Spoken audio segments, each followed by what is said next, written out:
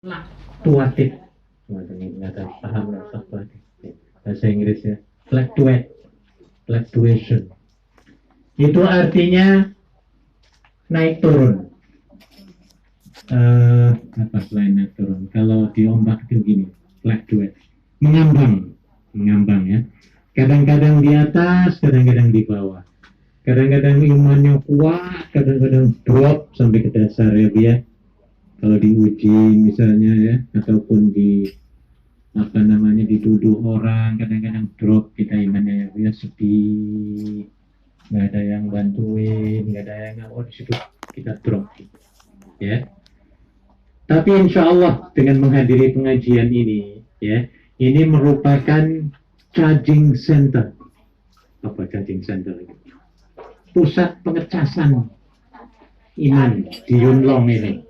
Ya, di Yunlong ini tempat pengecasannya ya di sini ini, walaupun cuma kita aja ya Bu ya, tapi dengan berkumpul, bersolawatan, yasinan, tahlilan, ini akan dapat mengecas, akan dapat mengupgrade, meng-top up.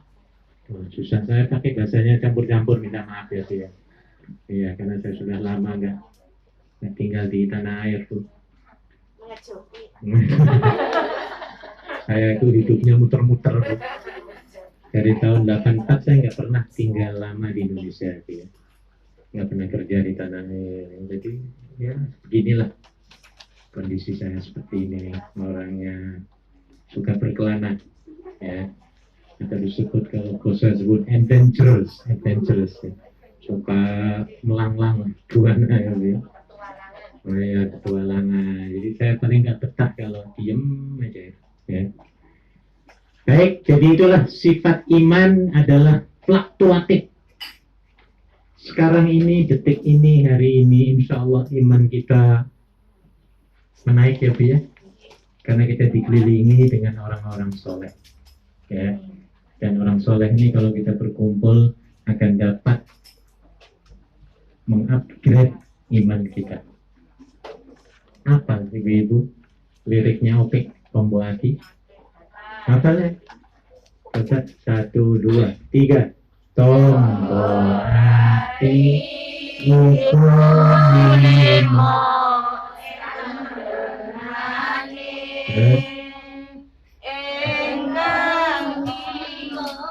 Kate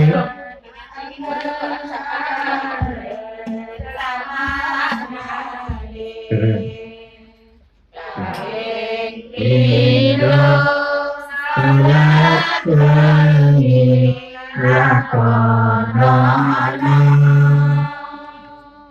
Hati Seluruh Soleh Kumpulan. Teruskan. Kate Papa ingkang suwe kateng lima ingkang suwe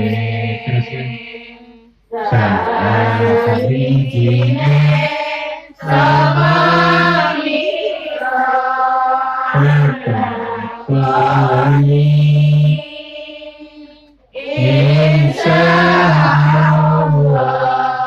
Gusti Allah ya, alhamdulillah.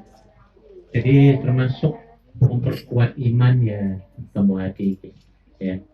Jadi tadi saya katakan bahwa para ulama setuju bahwasanya sifat iman itu adalah fluktuatif dan didefinisikan oleh mereka sebagai al-iman yazidu wa yanqus. Al-imanu yazidu wa yanqus. Iman itu kadang-kadang naik bertambah, kadang-kadang turun berkurang. Tambahnya dengan apa? Melakukan ketaatan. Turunnya karena apa? Melakukan kemaksiatan. Nah, jadi sekarang kita lebih naik iman kita nih Bu, ya. kita nggak ingat yang namanya yang buruk-buruk lah. Kita bersyukur kepada Allah hari ini kita paling dekat dengan Allah Subhanahu wa Ta'ala, ya. Dan oleh karena itu, bagi yang hobi mengunjungi majelis-majelis taklim, ada satu asuransi diberikan oleh Nabi Muhammad Sallallahu Alaihi Wasallam dengan sabdanya, barang siapa yang mendatangi satu majelis, katakan majelis taklim Yunlong ya, di mana nama Allah disebut, tadi sudah berzikir, baca Quran, nama Allah disebut-sebut terus ya, maka pasti Allah akan menurunkan as-sakinah. Apa sakinah itu? Ketenangan. Maka saya yakin banget sekarang ini ibu-ibu lebih tenang kondisinya daripada malam tadi, daripada sebelum datang ke tempat ini, ya. Kira-kira betul apa enggak, Bu? Betul ya, Bu ya? Lebih enak, lebih tenang ketika kita berada di majelis ini. Jadi disinilah klinik hati, ya, klinik penyakit hati. Nah, dokter hati ya. Tempatnya adalah di majelis-majelis ilmu.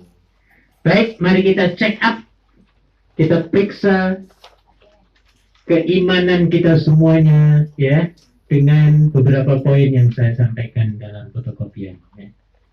Mungkin yang sering berbicara ya, Bu ya, memberikan ceramah.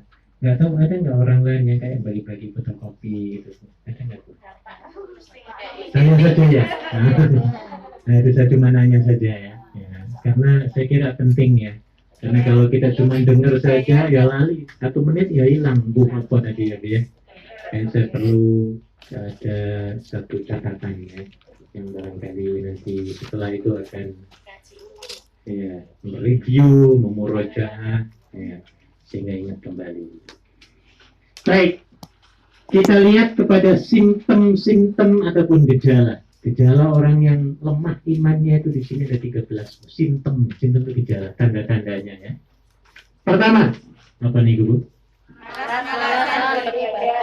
Nah, tanyakan diri masing-masing lah, jangan nanya saya ya Bu ya.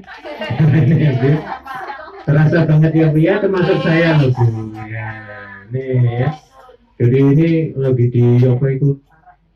Pakai kalau dokter itu ternyata tuh cek. Periksa itu ya. Ya itu. Itu termasuk ya.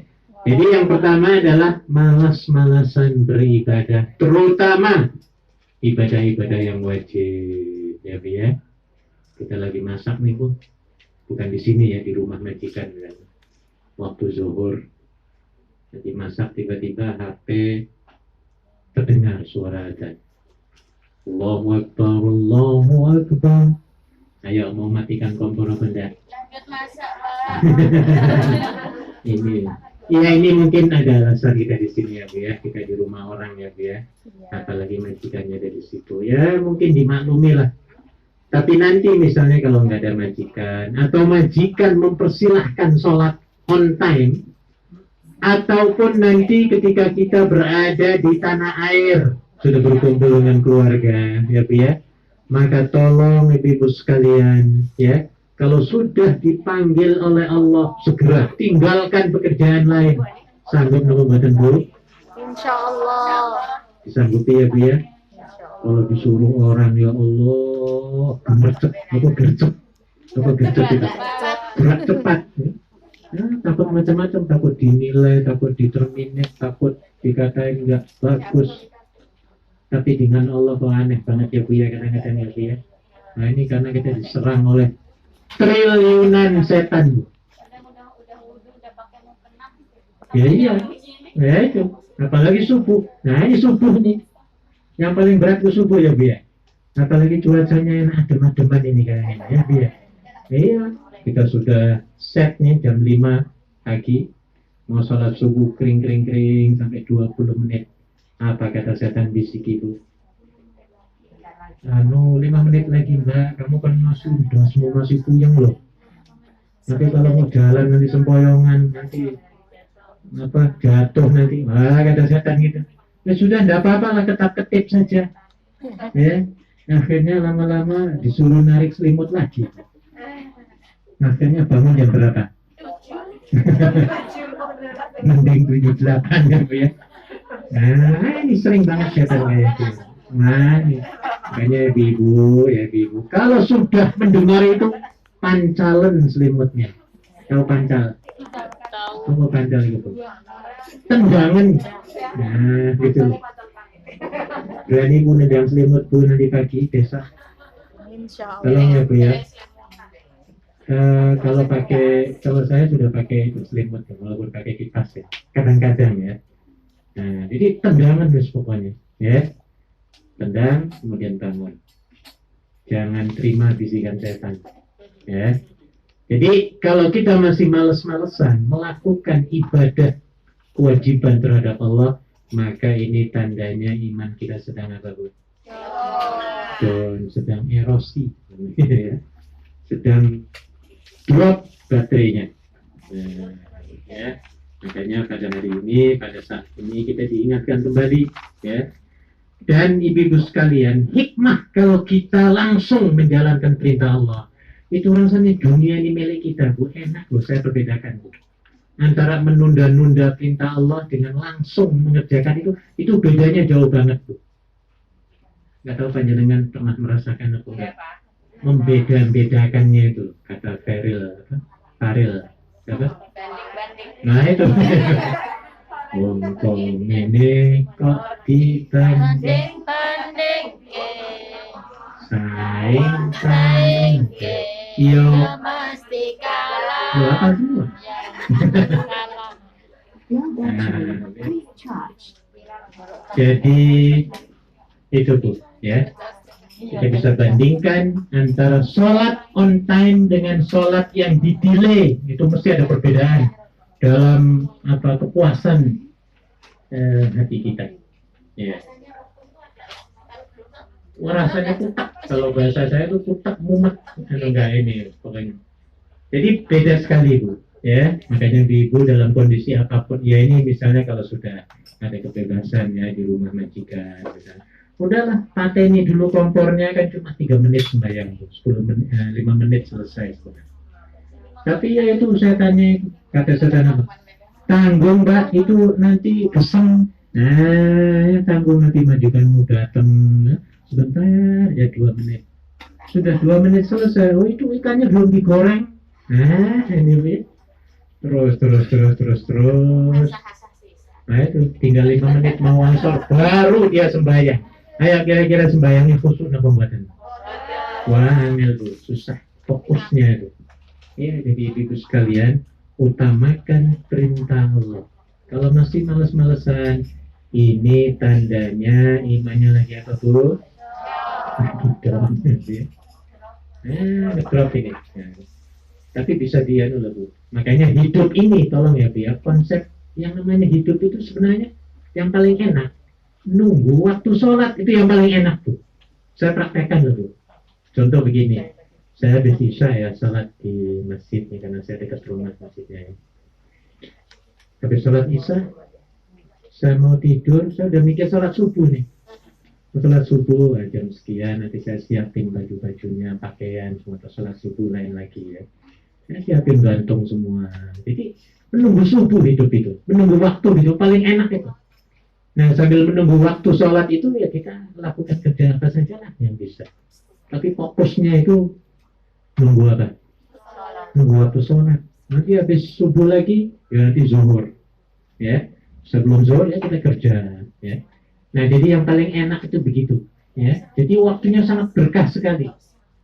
Untungnya kita orang Islam ini mempunyai waktu langit. Nah, waktu langit itu ya waktu sholat maksudnya. Ya yang 5 itu ya, 5 waktu.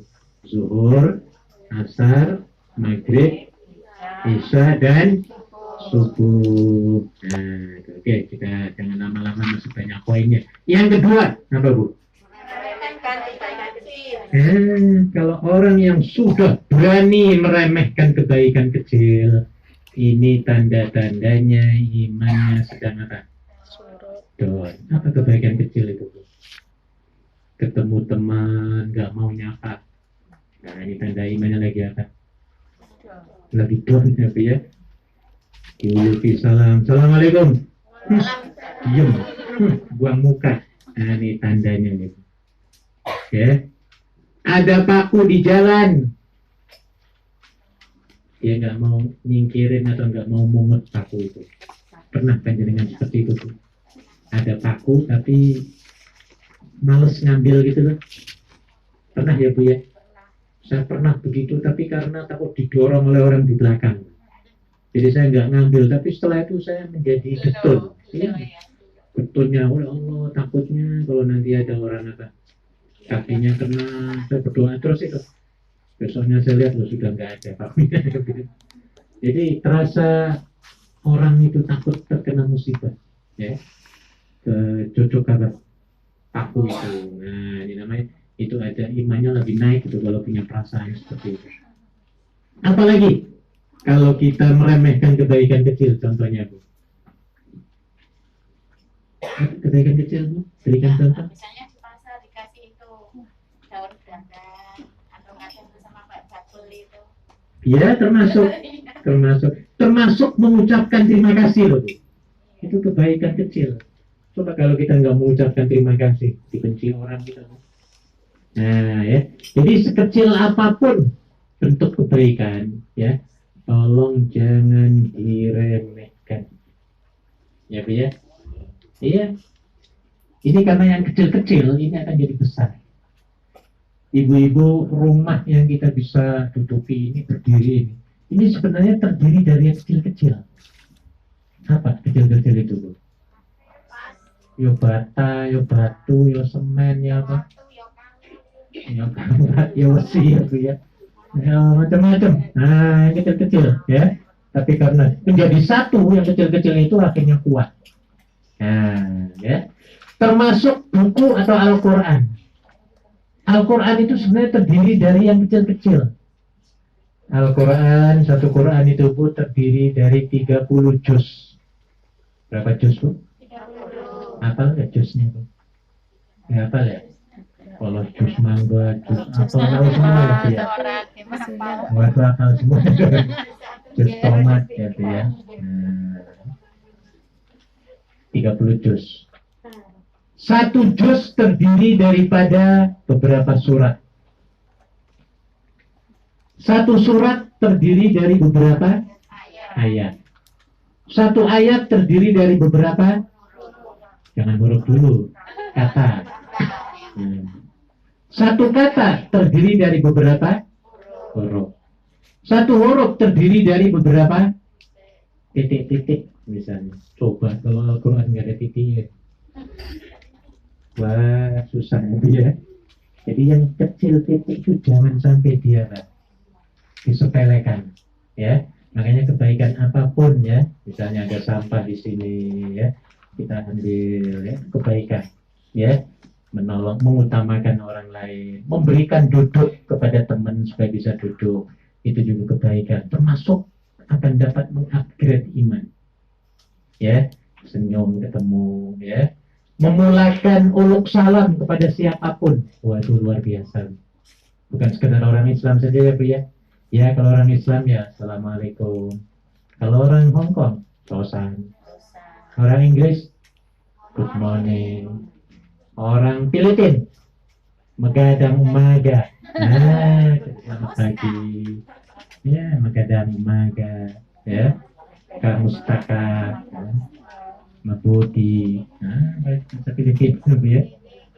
Jadi kita harus memulai, itu yang terbaik.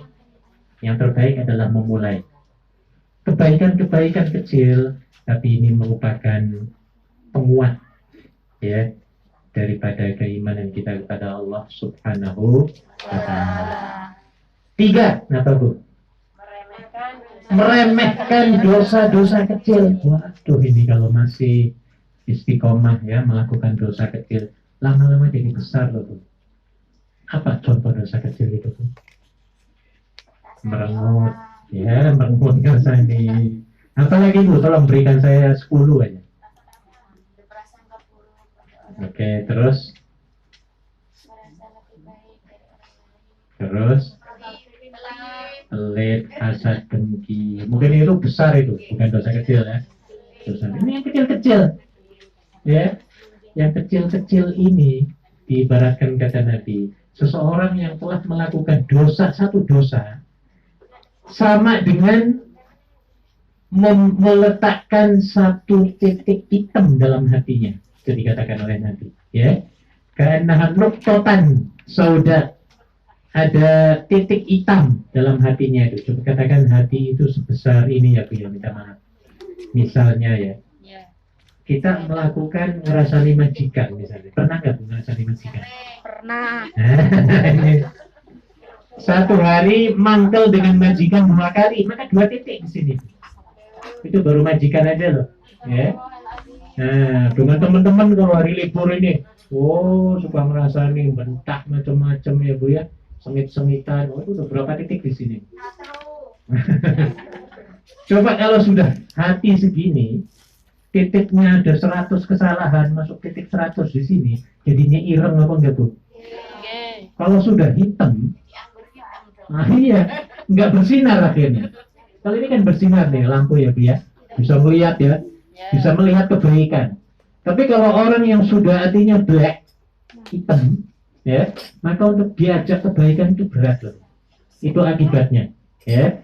Orang yang banyak dosanya, ya, tiada minggu tanpa dosa berzina misalnya dengan laki-laki lain. Coba tolong ajak ke majelis taklim, kira-kira mau apa enggak tuh? Sulit tuh, sulit. Kenapa? Karena hati ini wes apa? Ireng, IR, tahu IR? Tahu IR? Ireng kotor. Nah, ini sudah nggak ada sinar lagi, ya. Untuk melihat kebaikan itu susah sekali dan males. Nah, ya, setan bisik apa? Nanti ajalah tobatnya kalau kamu sudah umurnya 70 tahun. Kata setannya Bu ya. Ya kalau umurnya panjang. Nah, kalau ketabrak MTR umur 40 tahun, misalnya ya Bu ya, kita nggak tahu. Nah ini. Jadi ibu sekalian, dosa-dosa kecil tolong dihindari. Panjenengan minta maaf ya. Ini ada yang punya pacar di Hongkong apa enggak sih? Belum. Sudah atau yang kedua kalinya. Ini misalnya.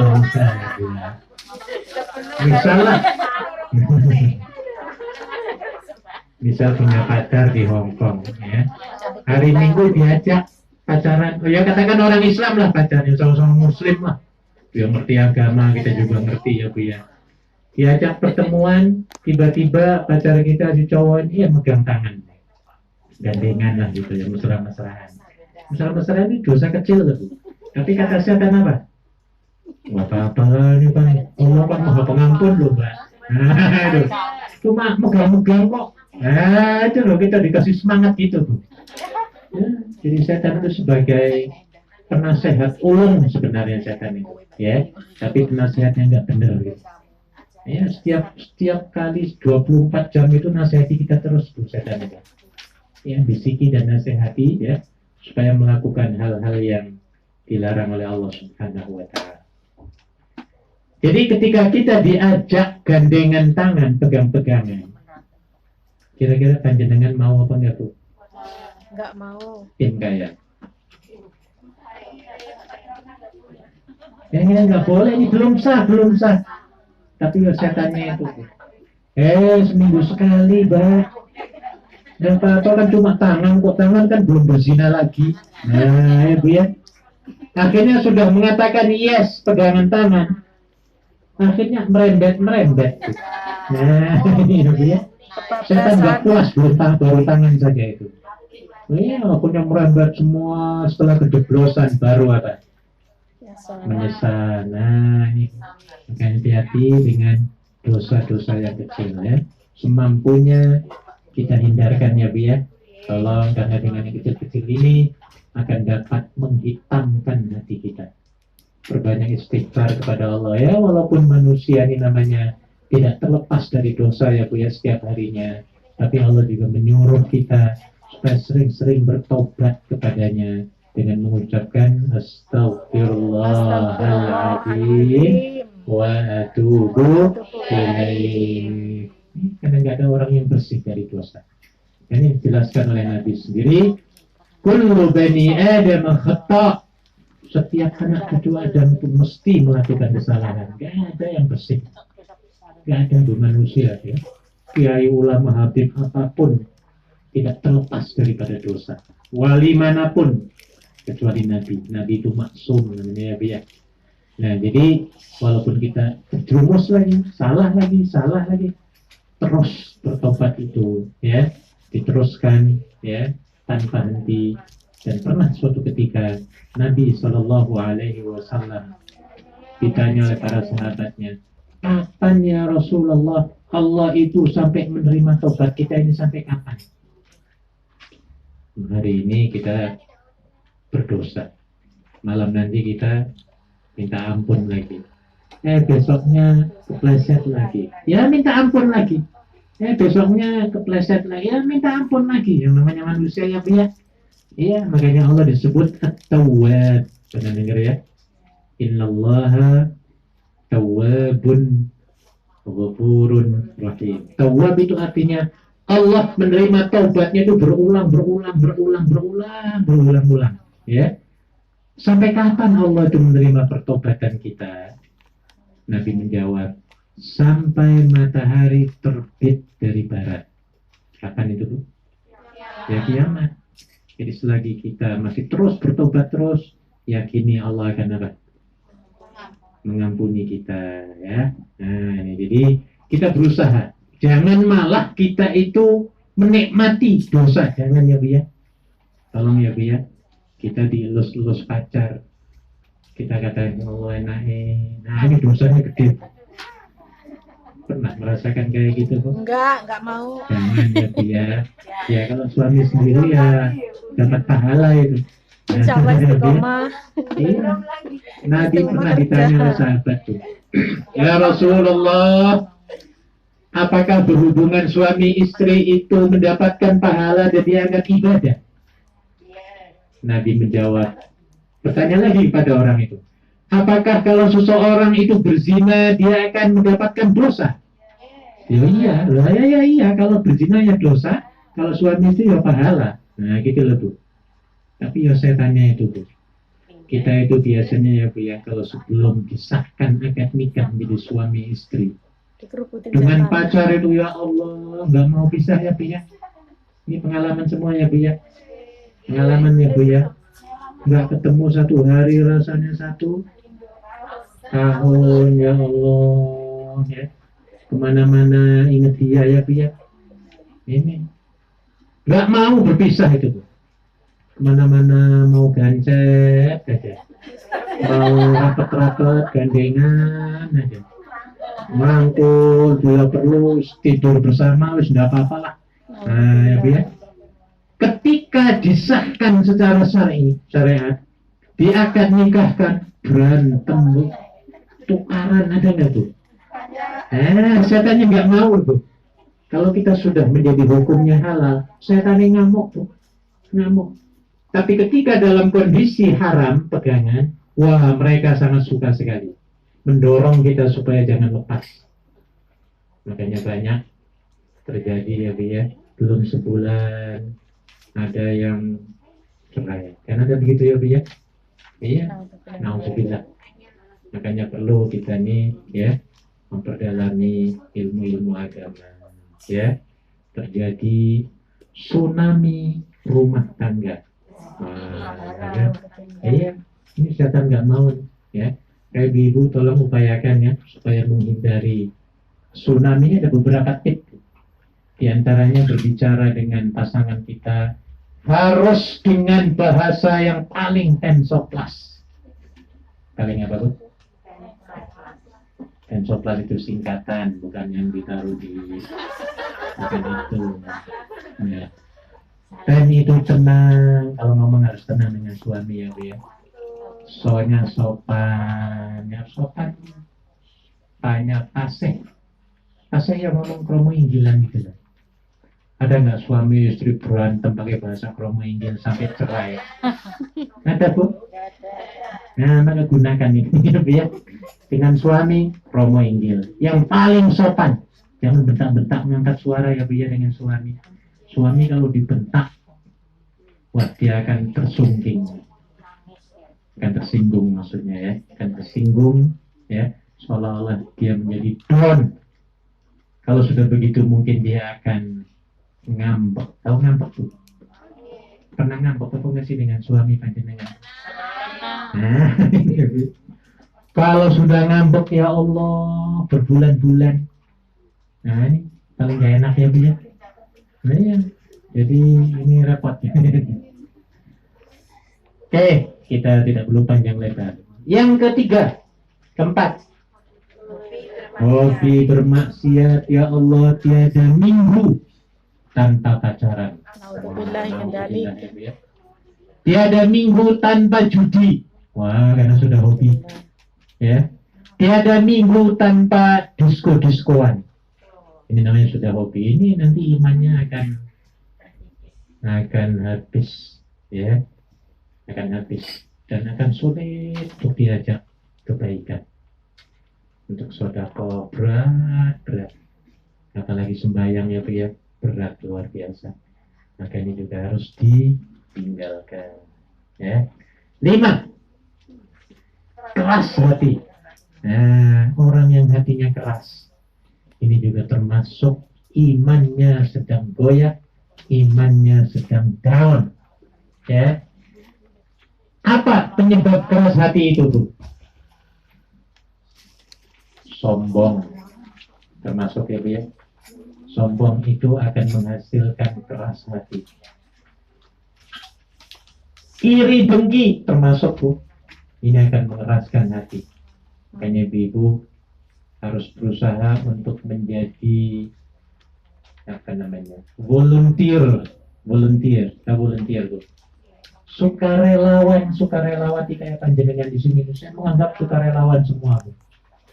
Panjenengan, coba saya salut banget, Bu. Anda bisa nyewa rumah semahal ini loh. Iya. Yang apa enggak Bu Presiden ini mikiri ini. Yang benar ya. Coba niatnya apa? Demi teman-teman dan syiar Islam. Wah, ini luar biasa. Orang yang suka berkontribusi, baik secara fisik, materi ataupun pikiran, tenaga, itu insya Allah hatinya nggak keras, Bu. Karena dia sudah biasa membantu gitu loh. Orang yang pelit, waduh keras banget, ya.